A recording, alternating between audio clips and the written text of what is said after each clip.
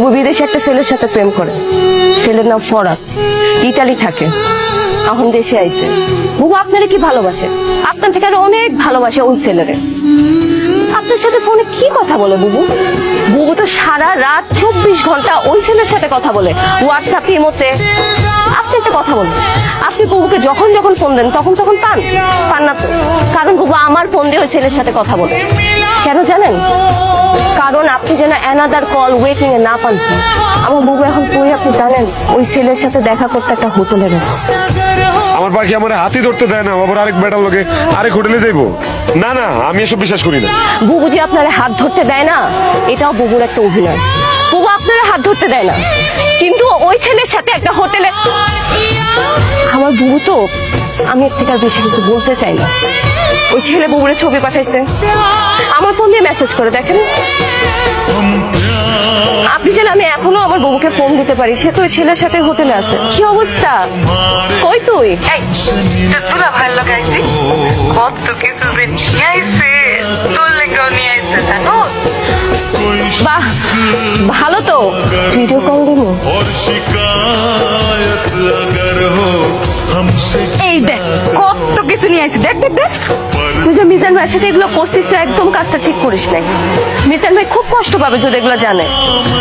মিজান ভাই একটা ভদ্র মানুষ, সহজ সরল মানুষ, তার মনটা এত ভালো। তুই কেন মিজান ভাইকে ঠকাইলি? কোনটা ঠিক আর কোনটা বেঠিক ওইটা আমি খুব ভালো করে বুঝি। আকি তোর আমার এগুলো বুঝানো লাগবো না, আমার নিজের ভালো আমি নিজে বুঝি।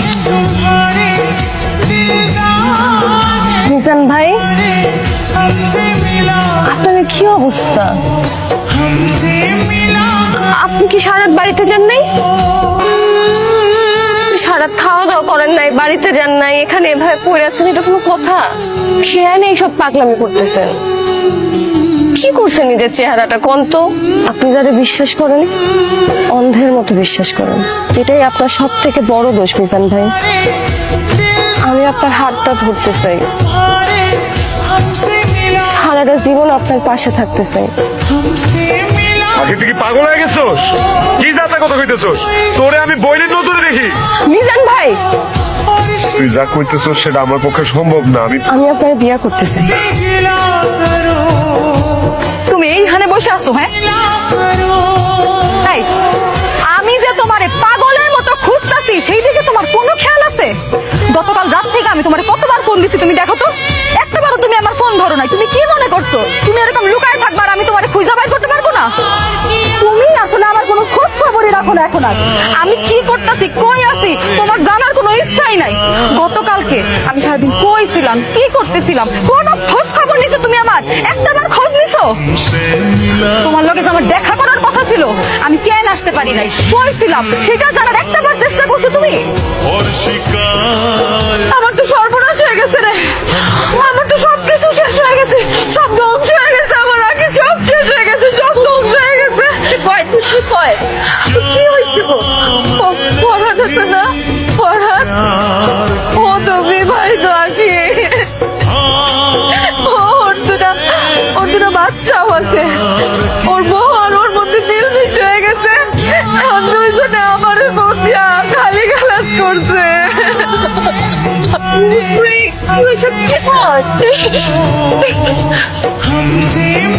তুই ঠিক বলছি জানোস, নিজানের বদয়া লাগছে, নিজানের বদয়া লাগে আজকে আমার সাথে এরকম হয়েছে। আমি কি করব? মিজান তো আমার ফোন ধরতেছে না। তুই মিজানের ফোন দে না, দে না। বুবু, আমি মিজানের ফোন দিতে পারবো না। আরে তোর বোন বিপদে পড়ছে, তুই তোর বোনের পাশে থাকবি না? হ্যাঁ, নির্মিশ করে দিবি না? বুবু, আমি আমার মিজানের ফোন দিতে পারবো না। হ্যাঁ? এই, কি করলি তুই? তোর মিজান মানে আমি কি ভুল শুনছি? আবার কত আবার কত? তাই আকি কি? বুবু, তুমি যা শুনছো ঠিকই শুনছো। আমি আমার মিজানের ফোন দিতে পারবো না।